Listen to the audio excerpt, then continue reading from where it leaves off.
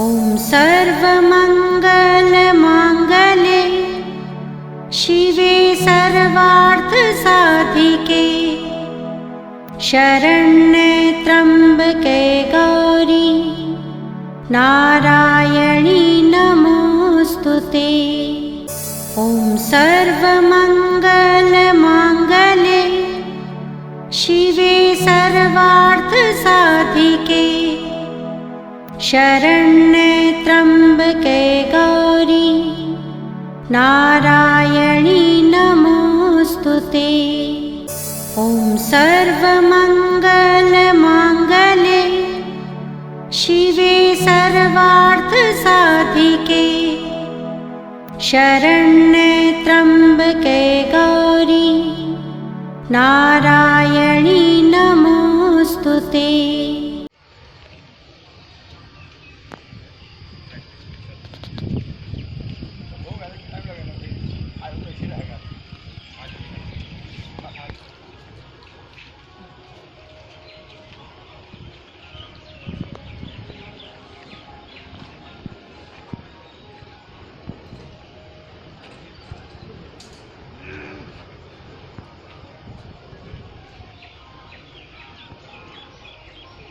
ऊपर का गुंबद ले बेटा, अभी तो रात में भी ले सकते हो। ऊपर का गुंबद ले बेटा।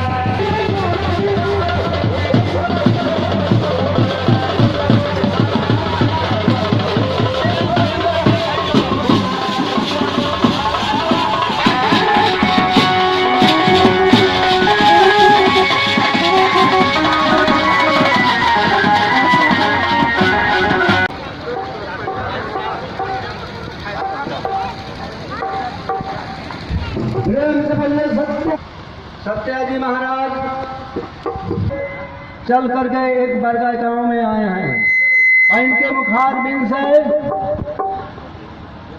नाना प्रकार के देवी मैया का भक्ति और देवी का प्रसंग आप रहिएगा, क्योंकि बहुत बड़ा भाग होता है। आज अयोध्या, मथुरा, बनारस सब लोग यहाँ पर आए हैं। आओ महाराज की जय, भगवान जय।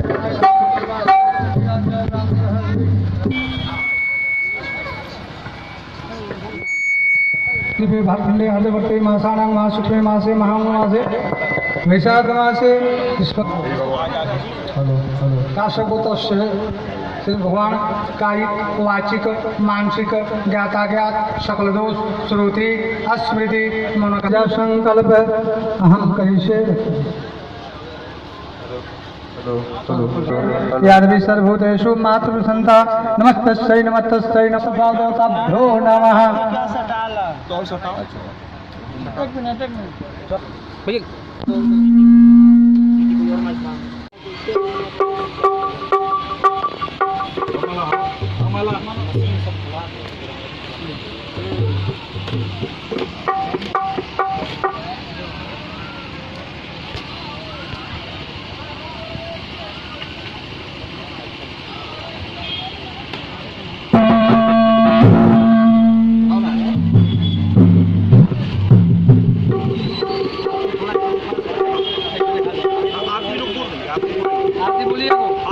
आरती जग पावन पुराण की मातृ चरित्र विचित्र खान की आरती पुराण की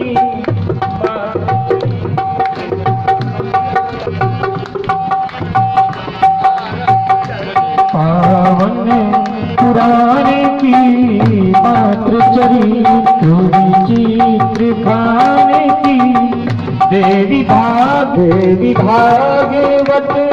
अतिशय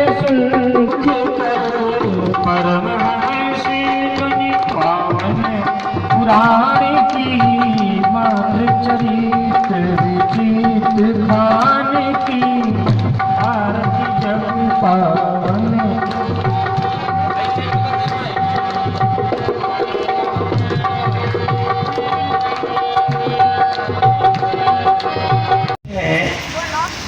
जिनका नया मंदिर बनवा करके जिस देवी को आप स्थापित करने के लिए इतने आदरणीय संत को आपने बुला रखा है, सर्वप्रथम उस इष्ट को, यहाँ की जो देवी हैं आप सबकी, हम सब की जो मैया हैं, मैं उन्हें प्रणाम करता हूँ।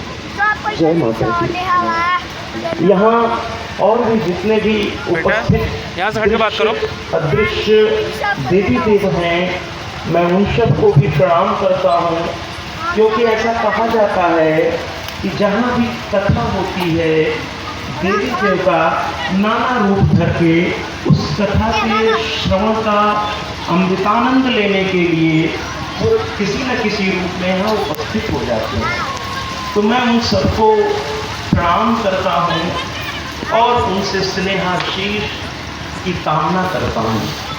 इसके बाद मैं यहाँ जो पूजनीय संत मेरे ठीक बाएं बैठे हैं, जिनके बैठने मात्र से मुझे ऊर्जा मिल रही है, मैं इस आदरणीय संत, आप बहुत ही आदरणीय हैं, मैं आपको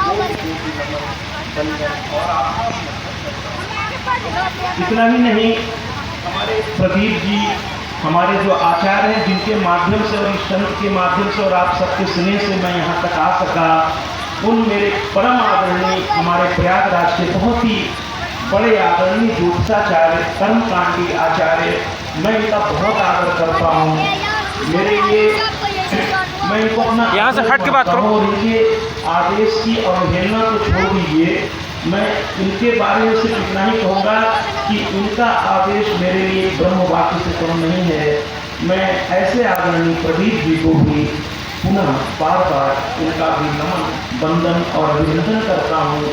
और साथ ही साथ संत समाज जो यहाँ बैठा हुआ है, आप सभी के चरणों में मैं लोटपोट होता हुआ, आपके चरण रक्ष के फूल को लेता हुआ आप सबका अभिनंदन, वंदन और आपको नमन करता हूँ। इतना ही नहीं, हमारे सामने आप जो बैठे हैं, इस ग्राम के सभी माताएं, हमारे जो इधर पुरुष बैठे हैं, आप सभी आदरणीय मातृशक्ति को मेरा बार बार नमन है, वंदन है और आप सबका अभिनंदन है। इतना ही नहीं, इधर जो हमारे आदरणीय पुरुष वर्ग बैठा है, मैं उनको भी नमन, वंदन और अभिनंदन करता हूँ। और अगर आज का कोई मुख्य यजमान है तो मैं उसे प्रणाम करके उसे दोषी नहीं बनाऊंगा, क्योंकि वो मुख्य यजमान है। इसलिए सिर्फ मैं कहूँगा कि उनको मैं सिर्फ इतना कहूँगा कि आपका अभिनंदन है, आपका स्वागत है। आइए ना, श्रीमद् देवी भागवत के इस पावन सत्र के प्रथम दिन इस कथा में हम प्रवेश करें। और जो लोग बात कर रहे हैं, मेरा विनम्र निवेदन है, मैं आप सबसे हाथ जोड़ के कह रहा हूँ, ये कार्यक्रम आपका है, आप हमें सहयोग दें। और अभी जो थोड़ी समय की जो देरी हुई है, मैं आपको विश्वास दिला सकता हूँ कि मैं तैयार बैठा था। मैंने अपने बच्चे को भेजा, हम लोग समय के बड़े पाबंद हैं, 7 बजे हमारा चूँकि लाइव शुरू हो जाता है।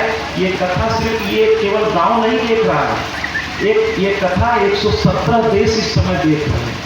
और ठीक 7 बजे का समय है, वो लोग खोल के बैठ जाते हैं। मैं टाइम का पड़ा, लेकिन यहाँ की व्यवस्था देखिए, अभी आ करके भी मुझे माइक इत्यादि के लिए कहना पड़ा। भैया, मैं आप सबसे निवेदन करूँगा, ये कार्यक्रम आपका है, आपका सहयोग वांछनीय है। अगर आप थोड़ा सहयोग करेंगे तो ये अविस्मरणीय कार्यक्रम, ये संत के कृपा दृष्टि से एक अविस्मरणीय कार्यक्रम हम करके यहाँ से जाएंगे। मुझे तो आप भूल जाए, कोई दिक्कत नहीं है, लेकिन हमारे इस आदरणीय संत को मत भूलिएगा। बस इतना ही कहना है। और मैं कहूँगा कि इनके स्वागत में एक बार जोरदार तालियां हो जाए आपकी तरफ से। और जितने भी प्रदीप जी हैं और भी जितने आदरणीय हैं, मैं एक बार कहूँगा कि ये रात दिन एक करके आपके कार्यक्रम को सफल करने में लगे हैं। इनके आदर में भी एक जोरदार तालियां मैं आपको कहूँगा। और आइए ना, इस कथा में प्रवेश करें। सर्वप्रथम मैं अपनी मातृ शक्तियों को प्रणाम करूँगा, क्योंकि मेरा ऐसा मानना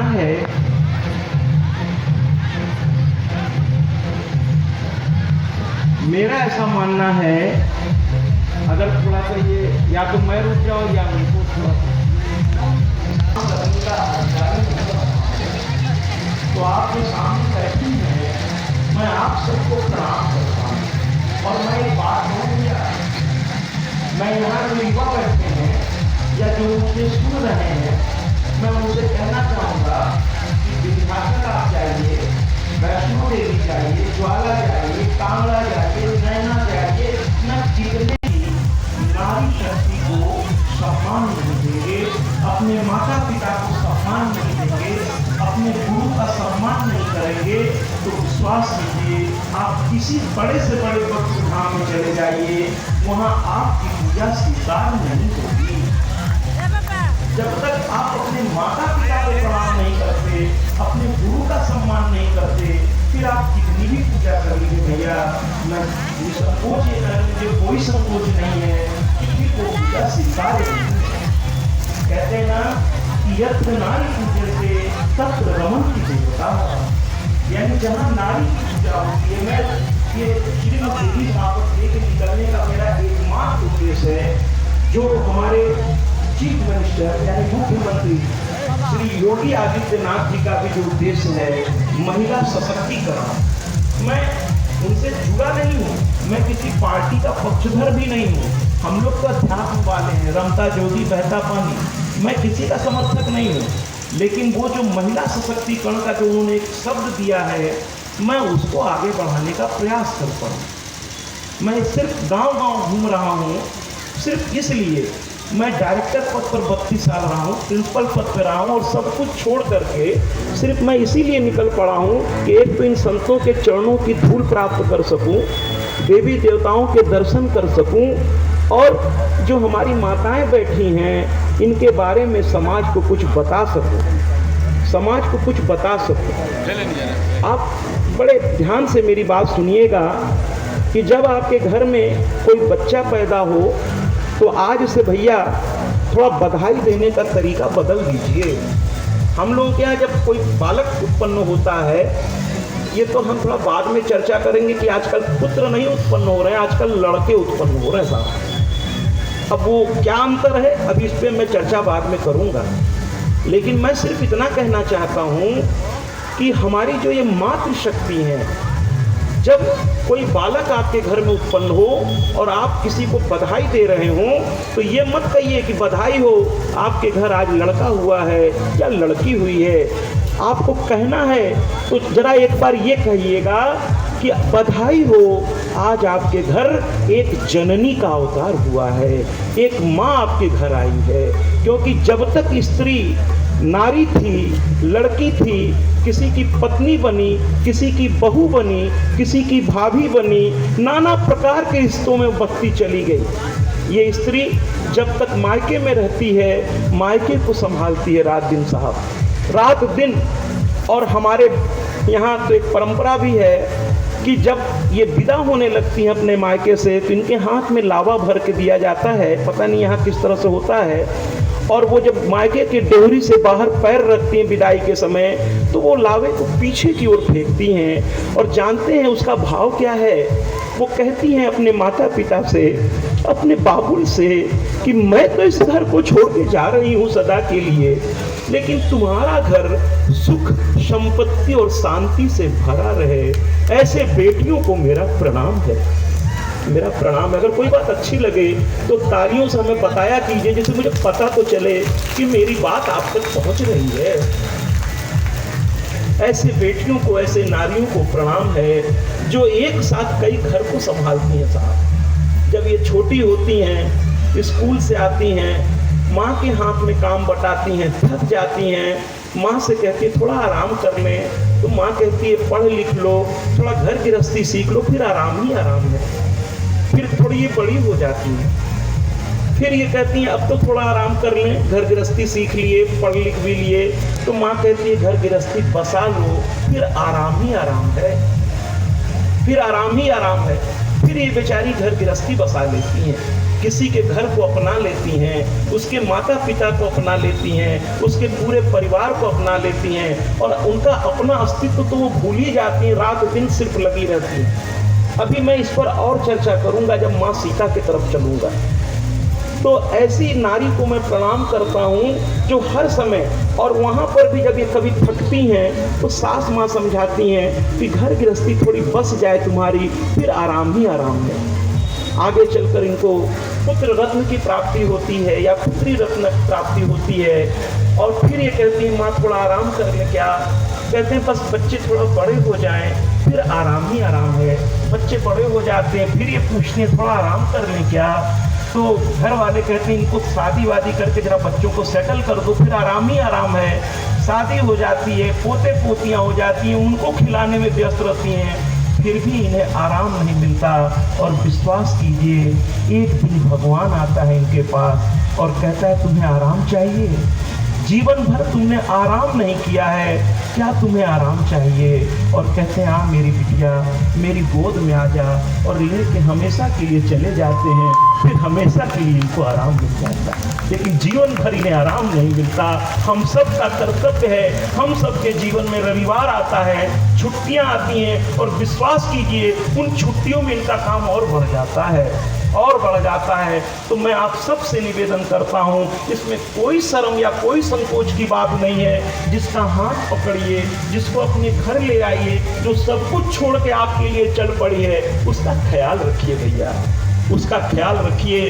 अपनी माँ का ख्याल रखिए, अपनी पत्नी का ख्याल रखिए, अपनी बहन का ख्याल रखिए, हर उस नारी का ख्याल रखिए, क्योंकि आज नारी है तो आप हैं, वरना आप भी नहीं होते, क्योंकि अगर आपकी माँ नहीं होती तो आप नहीं होते। इसलिए उस माँ को प्रणाम कीजिए। और भैया थोड़ा सा इस माँ से मैं ऊपर चलूंगा, इस माँ से थोड़ा मैं ऊपर चलूंगा। आइए ना, रामचरितमानस मेरा विषय नहीं है, उसके लिए तो एक से एक मानस किंकर बैठे हुए हैं, मेरा वो विषय नहीं है। मेरा विषय तो श्रीमद् देवी भागवत है। लेकिन इस माँ को और स्पष्ट करने के लिए मैं रामचरितमानस के बारे में सिर्फ एक बात कहूँगा कि हनुमान जी राम के सबसे नजदीक थे, लेकिन राम जी ने पूरे रामचरितमानस में हनुमान जी को राम जी ने इतना ही कहा है कि तुम मेरे भरत जैसे भाई हो। इससे ज़्यादा अगर कहीं राम जी ने कुछ कहा हो तो हमें बताइए। मैं बड़ा अल्पज्ञानी हूँ। राम जी ने उन्हें प्यार में बस यही कहा, तुम मेरे भरत जैसे हो। लेकिन जब सीता जी से उनकी मुलाकात पहली बार अशोक वाटिका में होती है और जब माँ पहचान जाती है कि ये मेरा पुत्र है, और माँ जानते हैं जब देने पर आती है ना तो सब कुछ लुटा देती है। उसका लड़का डीएम है या एक चपरासी है या बेरोजगार है, माँ को कोई फर्क नहीं पड़ता। बच्चा जब घर आता है तो जानते हैं माँ का पहला प्रश्न क्या होता है। वो ये नहीं पूछती कहाँ से आ रहे हो, क्या करते हो, कितना कमाते हो। माँ का पहला प्रश्न होता है कुछ खाते नहीं हो, बड़े दुबले हो गए हो, बैठो कुछ खा लो। ऐसी होती है माँ, ऐसी होती है। बच्चे का चाहे कितने बड़े से बड़े पद पर हो, लेकिन आंचल से हमारे आदरणीय प्रधानमंत्री नरेंद्र मोदी भी आज भी अपने माँ के पास जाते हैं तो वो बूढ़ी माँ अपने आंचल को कांपते हाथों से उनके चेहरे को पोंछती है। उसको इससे नहीं मालूम कि विश्व के एक बहुत ही बड़े जनसंख्या वाले, एक बहुत ही शक्तिशाली देश का मेरा बेटा प्रधानमंत्री है। उनको इससे कोई लेना देना नहीं है भैया। माँ बड़ी भोली होती हैं, उसको तो लगता है मेरा लाल आ गया, मेरा मोदी आ गया, मेरा नरेंद्र आ गया। तो माँ ऐसी है, माँ ऐसी है। तो कहने का तात्पर्य ये है कि इस माँ के बारे में कहते कहते मैं सीता माँ की बात कर रहा था। जब अशोक वाटिका में हनुमान जी हाथ जोड़ के खड़े हैं तो माँ हमारी अशोक वाटिका में जैसे ही समझी कि ये मेरा पुत्र है, उन्होंने वरदान दे डाला। पूरे रामचरितमानस में राम जी ने ऐसा नहीं किया जो मेरी मैया ने कर दिया। एक ही बार में कहा, क्या दिया वरदान?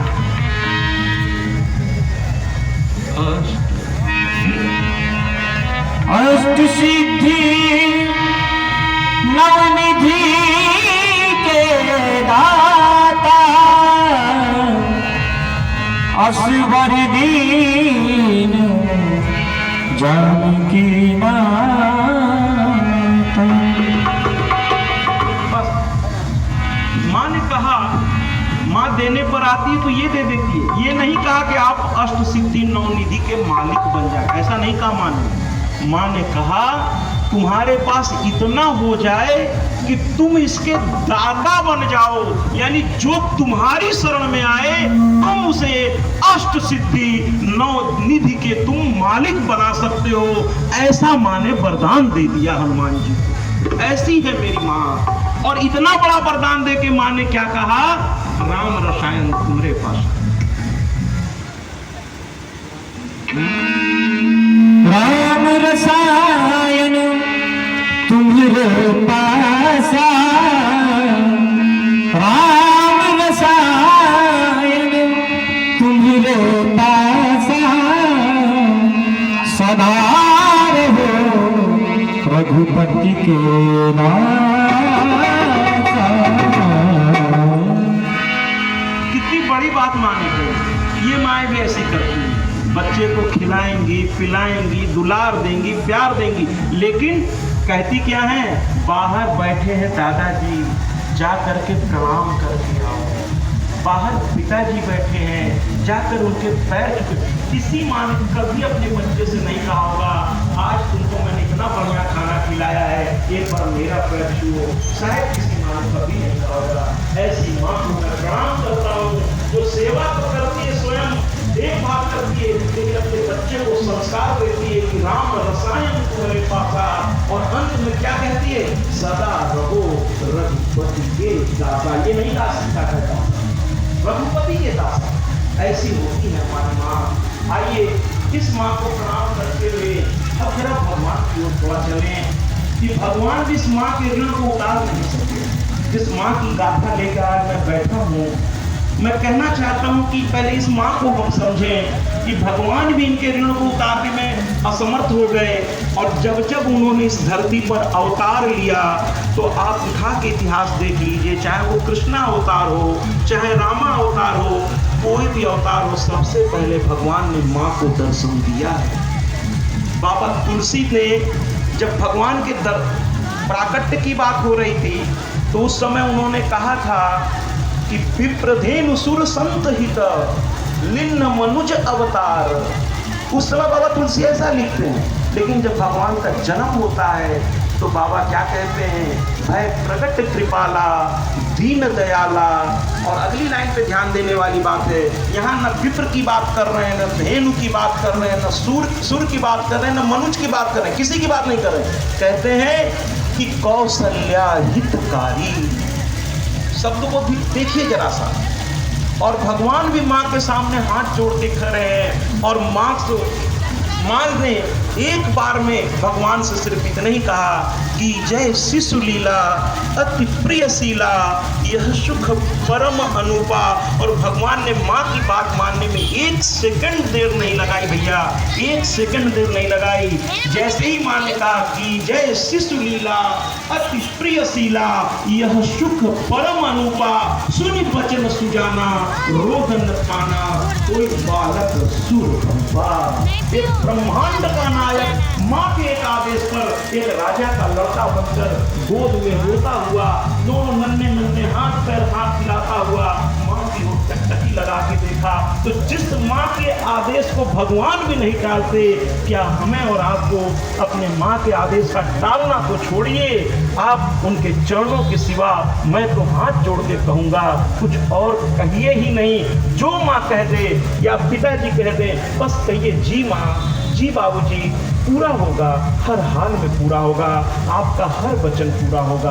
अगर आपको मेरी कोई बात अच्छी लगा करे तो निसंकोच तालियों से मुझे बताइए कि मेरी बात आप तक पहुँच रही है। अब आइए इस माँ की बात करते करते अब जरा उस माँ की ओर प्रवेश करें जिसकी एक गाथा है। अब इस कथा में हम प्रवेश करें। श्रीमद् देवी भागवत बड़ी पावन गाथा है। इस माँ को हम कैसे वर्णन करें भैया?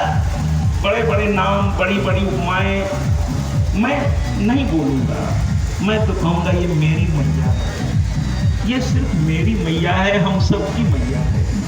और मैं तो जिसकी प्रतिमा मैं तो सिर्फ इतना ही कहूँगा कि ये मेरी मैया है। और मेरी इस मैया के बारे में इतना ही कहूँगा कि जिसकी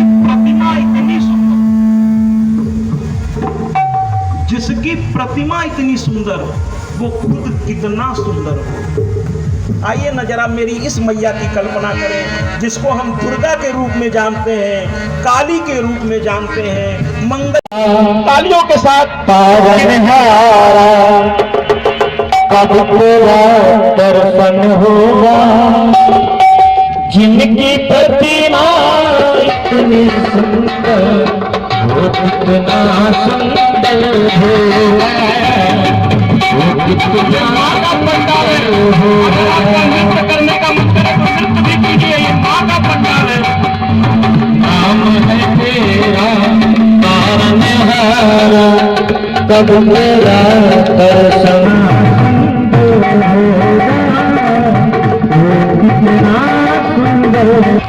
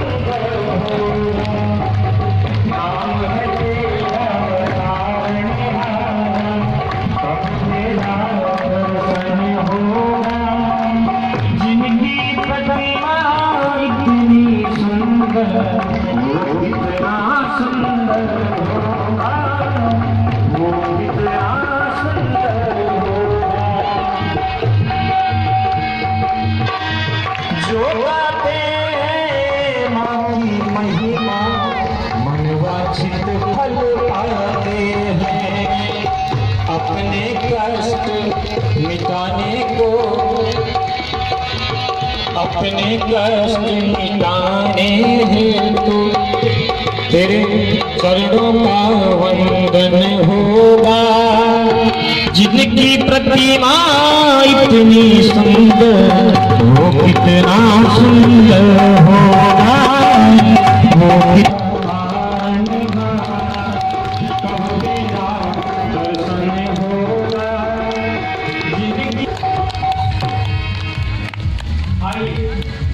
हम लोग प्रवेश करते हैं। देखिए ना, अरे ये कौन सी जगह है भैया? ये ब्रह्मा जी का दरबार है। ब्रह्मा जी बैठे हैं क्या? हाँ, ब्रह्मा जी बैठे हैं। सामने चारों वेद मूर्तिमान अवस्था में हाथ जोड़े ब्रह्मा जी की स्तुति कर रहे हैं भैया। और वहाँ कुछ ऋषि भी खड़े हैं, थोड़ा डरे लग रहे हैं। कौन है ये लोग? कौन है ये लोग? अरे ये तो शौनकादि ऋषि हैं। 88,000 ऋषियों के साथ शौनक ऋषि आज ब्रह्मा जी के दरबार में पहुंचे हुए, डरे हुए हैं सब लोग। ब्रह्मा जी कहते हैं आप तो संत हैं, संत के चेहरे पर चिंता की लकीर शोभा नहीं देती। संत तो हर तरह से निर्विकार भाव में आ जाते हैं। कहते हैं ना, कबीरा खड़ा बाजार में मांगे सबकी खैर, ना काबू से दोस्ती ना काबू से खैर। संत तो ऐसे होते हैं, आप उनके पास चले जाइए मुस्कुराते हुए, वो आपको सिर्फ आशीर्वाद ही देंगे। आपसे वो कोई कामना नहीं करते। वो आपका भाव है कि आप उनको क्या कहते हैं, क्या करते हैं। संत तो हमेशा उनका भाव ही होता है, सर्वे भवन्तु सुखिनः सर्वे सन्तु निरामयः। संत का भाव ही अलग होता है। लेकिन आज शौनकादि जैसा महान ऋषि, वयोवृद्ध, काफी उम्र दराज, आज वो चिंता में पड़े हैं। ब्रह्मा जी ने प्रश्न किया शौनकादि ऋषि से, क्यों चिंतित है ऋषिवर? कारण बताया। शौनकादि जी जो के हाथ जोड़े 88,000 ऋषियों का प्रतिनिधित्व कर रहे थे, उन्होंने कहा, ये ब्रह्मदेव, कली काल आने वाला है, उसके आते ही नाना प्रकार की कुरीतियां हो जाएंगी। कृपया मंच के सामने बात न करें।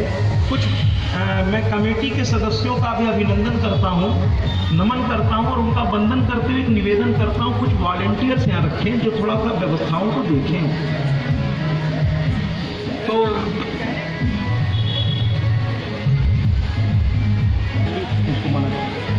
कली काल आने वाला है, मैं बड़ा परेशान हूं। कली का दोष ऐसा चारों ओर फैलने वाला है कि समाज में सिर्फ विकृति के सिवा कुछ नहीं बचेगा। अब जरा प्रश्न ये है कि विकृति क्या है? देखिए भैया, इसको सरल भाषा में समझना हो ना, तो एक तरीका है जिंदगी जीने का। 3 तरीके हैं, चुनना आपको है कौन सा तरीका आपको अच्छा लगता है। एक तो ये है कि भैया मैं भी जीऊं, आप भी जियो। अगर इस सोच के आप मालिक हैं तो फिर आपकी ये प्रकृति है भैया, ये आपकी प्रकृति है, अर्थात आप अच्छी धारा में हैं, कोई गलत बात नहीं है। आप एक अच्छी सोच के मालिक हैं कि मैं भी जीऊं, आप भी जियो, है ना, सभी खुश रहें, सभी आनंद में रहें, अच्छी बात है। लेकिन विकृति क्या है वो बाद में बात करेंगे। संस्कृति क्या है कि मुझे थोड़ी तकलीफ हो भी जाए, मुझे थोड़ी परेशानियां हो भी जाए, मेरे घर का चिराग हो सकता है न ठीक से जले, लेकिन आपके घर में अंधेरा न हो। जो इस सोच के साथ जीता है उसे संस्कृति कहते हैं भैया, उसे संस्कृति कहते हैं। अगर आप इस सोच के मालिक हैं तो मैं आपको प्रणाम करता हूं कि भले मुझे तकलीफ हो लेकिन सामने वाले को तकलीफ न हो। अगर आप इस सोच के मालिक हैं तो मैं आपको एक बार नहीं 7 बार प्रणाम करता हूं। ये संस्कृति है, ये संस्कृति है। और विकृति क्या है? अगर मैं आपकी भाषा में कहूं, सरल भाषा करने के लिए, कि न खेलब न खेले देव, खेलबो बिगाड़ दे, ये विकृति है, ये विकृति। अब आपको सोचना है कि आप संस्कृति लेकर आगे बढ़ना चाहते हैं, आप एक अच्छी पर्सनालिटी लेके आगे बढ़ना चाहते हैं, या एक विकृत मानसिकता लेकर हमेशा नकारात्मक सोच के साथ आप विध्वंस करना चाहते हैं रावण की तरह। वरना रावण जैसा विद्वान कोई नहीं था भैया उस जमाने में। उसके पास सब कुछ था, वो विद्वान था लेकिन विद्यावान नहीं था, और हनुमान जी विद्यावान थे। अब आप कहेंगे विद्वान और विद्यावान में क्या अंतर है? विद्वान पढ़ तो लेता है, समझ भी लेता है, लेकिन उसे अपने आचरण में उतारने का प्रयास नहीं करता। अगर वो सिर्फ पढ़ के समझ के उसको वहीं, जैसे कथा आप सुनने आए हैं, कुछ बातें बहुत अच्छी लगी, आपको बहुत आनंद आया, बाहर निकले बड़ा अच्छा लगा कथा में, महाराज जी ने बहुत अच्छी बात कही, लेकिन थोड़ी ही देर बाद आप अपनी मूल प्रकृति में आ गए, फिर वही करने लगे जो आप कथा से पहले करते आए, तो कोई लाभ नहीं, ये सारा खर्च बेकार हो जाएगा। लेकिन अगर आप उसकी एक एक वाक्य को, हम तो कहते हैं एक शब्द को, अगर आप जीवन में सूत्र रूप में उतार लेंगे तो फिर आप विद्वान नहीं, आप विद्यावान हो जाएंगे। आप विद्यावान हो जाएंगे। तो विद्वान बनिए, लेकिन उससे भी अच्छा है आप विद्यावान हो जाएंगे। तो विद्वान बनिए, लेकिन उससे भी अच्छा है आप विद्यावान बनिए। तो कहने का तात्पर्य यह है कि हमारे ऋषि ने जब कहा तो ब्रह्मा जी ने एक मनोमय चक्र प्रदान किया। ब्रह्मा जी ने एक मनोमय चक्र प्रदान किया और कहा इस चक्र के पीछे पीछे चले जाइए आप लोग, और जहां जाकर इसकी नेमी शीर्ण हो जाए वहीं रुक जाइएगा। वहां से 14 कोस की दूरी तक कली का प्रभाव नहीं होगा।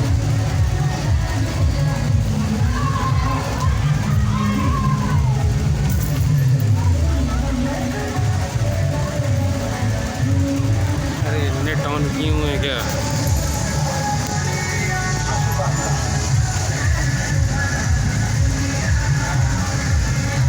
ये सब सीन ना कटने पाए, सब सीन कटने ना पाएंगे। नेट सीन नहीं कटेगा, सीन नहीं कटेगा। नेट ऑन है ना, दिक्कत हो रही है।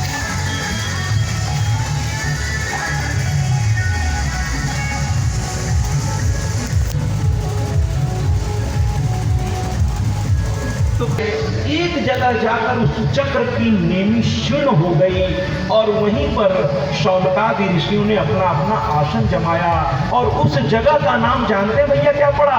नैमिषारण्य, जहां से हर कथा प्रारंभ हुई है। उसी जगह को नैमिषारण्य, क्योंकि वहां चक्र की नेमी क्षीण हो गई, इसलिए वो नैमिषारण्य कहलाया।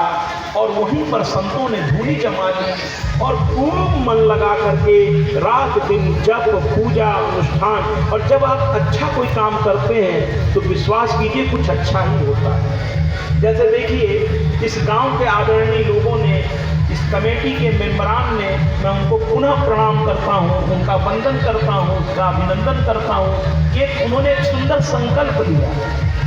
क्या लिया? सब चंडी यज्ञ हमारे संत के दिशा निर्देश में, और जितने भी आदरणीय हमारे कमेटी के सदस्य लोग हैं वो सभी लोगों ने, उन सभी लोगों ने एक संकल्प लिया सतचंडी यज्ञ का। और उस संकल्प का नतीजा देखिए कि सतचंडी यज्ञ के साथ श्रीमद् देवी भागवत सुनने का इस ग्राम के लोगों को एक सौभाग्य मिला। क्यों ना हम इस कमेटी की, इस मेंबरान के शुभ संकल्प के लिए जोरदार तालियां बजाएं। रात दिन एक करके उन्होंने ये व्यवस्था की है आपके लिए, आप सबके सहयोग से मैं आप सबको प्रणाम करता हूँ। तो भैया जब कोई अच्छा कार्य होता है तो उसका अच्छा परिणाम ही होगा। और आज राम कथा भी हुई होगी, शिव महापुराण भी हुआ होगा, लेकिन देवी भागवत संभवतः शायद पहली बार या दूसरी बार ही हो रहा होगा। अगर मैं गलत नहीं हूँ तो केवल एक बार ताली बजा के मुझे बताइए क्या मैं सही हूँ क्या। तो मैं अपने कमेटी के मेंबरान्स को मैं पुनः धन्यवाद देता हूं। उनके इस सतत प्रयास और हमारे संत और प्रदीप जी के प्रयास से आज श्रीमद् देवी भागवत की अमृतवाणी आप तक पहुंच रही है।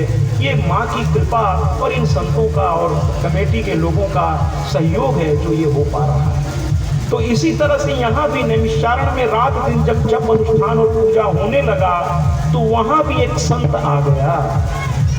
जहाँ इस तरह के अच्छे काम होते हैं, बड़े बड़े संत अपने आप चल के किसी न किसी के द्वारा बुलवाए जाते हैं या जैसे भी पहुंच जाते हैं। और इसी तरह सूत जी महाराज वहां पहुंच गए।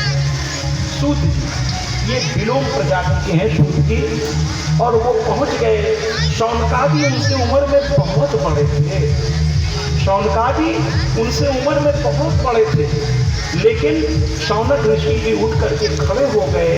88,000 ऋषि भी उठ के खड़े हो गए। जब आपके गांव में, आपके घर पर कोई आदरणीय व्यक्ति माँ की कृपा, ईश्वर की कृपा या संत की कृपा से आ जाए तो दोनों हाथ फैलाकर उसका स्वागत कीजिए, क्योंकि संत का आगमन बड़े भाग्य से होता है। क्योंकि वो आया है तो कुछ दे के ही जाएगा, आपसे कुछ लेके नहीं जाएगा वो। तो ये लोग खड़े हो गए, सूत जी को प्रणाम करने लगे, उनको आसन दिया, पाद अर्घ आचमन नाना प्रकार से उनकी स्वागत किया। संत की सेवा करनी चाहिए, क्योंकि उनकी सेवा से कुछ वो ऐसा कर जाएंगे जो आपके लिए कुछ अद्भुत ही होगा भैया। तो कहने का तात्पर्य ये है कि सूत जी के सामने हाथ जोड़ के सारे ऋषि बैठ गए। और भैया एक बात बताएं, शौनक ऋषि से एक बात सीखनी होगी आपको। शौनक ऋषि से एक बात सीखनी होगी भैया आपको, वो ये कि हमेशा मेरी बात याद रखिएगा, प्रकृति का नियम है, देने वाले का हाथ हमेशा ऊपर होता है और लेने वाले का हाथ हमेशा नीचे होता है। प्रसाद हो, कोई भी चीज हो, आप इसको कभी ध्यान से देखिए, देने वाला हमेशा हाथ को ऊपर रखता है और लेने वाला हमेशा हाथ को नीचे रखता है। तो जब भी कथा सुनना हो, ये जो व्यवस्था की जाती है नीचे बैठने की, कथा सुनने की सही पद्धति यही है भैया। कुर्सी पे सिर्फ उनको बैठना चाहिए जो शरीर से अक्षम है, जो नीचे नहीं बैठ सकते, जो वयोवृद्ध हैं। और अगर आप सक्षम हैं तो कथा सुनने का सही तरीका है पंडाल में नीचे बैठिए, क्योंकि कथा का प्रवाह, देखिए कोई भी चीज की गति ऊपर से नीचे की ओर होती है। कभी धारा को नीचे से ऊपर की ओर बहते देखा है क्या? नहीं ना, धारा हमेशा, जल की धारा ऊपर से नीचे जाती है, तो कथा का प्रवाह नीचे की ओर जाता है। तो अगर आप सामने बैठेंगे, नीचे बैठेंगे, तो उसका एक अलग भाव होता है। हमारे शौनक जी, सूत जी उनसे बहुत छोटे हैं, लेकिन व्यास गद्दी पर बैठे हैं, और शौनक ऋषि बहुत बड़े वयोवृद्ध है, बहुत बड़े हैं, लेकिन वो नीचे बैठे हैं, वो नीचे बैठे हैं, नीचे बैठे हैं और हाथ जोड़ करके सूत जी महाराज से कहते हैं कि सूत सूत महाभाग, कहते हैं मेरा बड़ा भाग्य है कि आप जैसा संत आज मेरे घर पधारा है, स्वयं चल कर आया, मेरा बड़ा भाग्य है। तो कहते हैं हे सूत जी, बहुत सारी कथाएं हम लोगों ने सुनी आप ही के मुंह से, और भी सुखदेव जी महाराज के भी मुख से सुनी, आपके भी मुख से सुनी, लेकिन अभी तृप्ति नहीं हो। कोई ऐसी कथा सुनाइए जिसको सुनने के बाद ये लगे कि अब कुछ शेष नहीं रहा। कोई ऐसी कथा सुनाइए जिससे मन तृप्त हो जाए। कहते ना, सारे तीर्थ बार बार गंगा सागर, बोलिए ना एक बार, बोलिए ना जरा दूसरे, सारे तीर्थ बार बार गंगा सागर, हाँ जी, उसी तरह सारे पुराण बार बार श्रीमद् देवी भागवत एक बार, बिल्कुल सही, एक बार, क्योंकि ये अर्ध श्लोकी है, आधे श्लोक में ये भागवत प्रकट हुई है। अभी इसकी कथा हम आगे करेंगे। आधे श्लोक में सर्व खलविदमेवहम् नान्यदस्ति सनातनः, इस आधे श्लोक में ये देवी भागवत 18,000 श्लोक में 318 अध्याय 12 स्कंद में आपके सामने व्यास जी ने रखा, और ब्रह्मा जी ने तो और बड़ी संख्या में इसको स्वर्ग में रखा। ओम सर्वमंगल मांगल्ये शिवे सर्वार्थ साधिके शरण्ये त्र्यंबके गौरी नारायणी नमोस्तुते।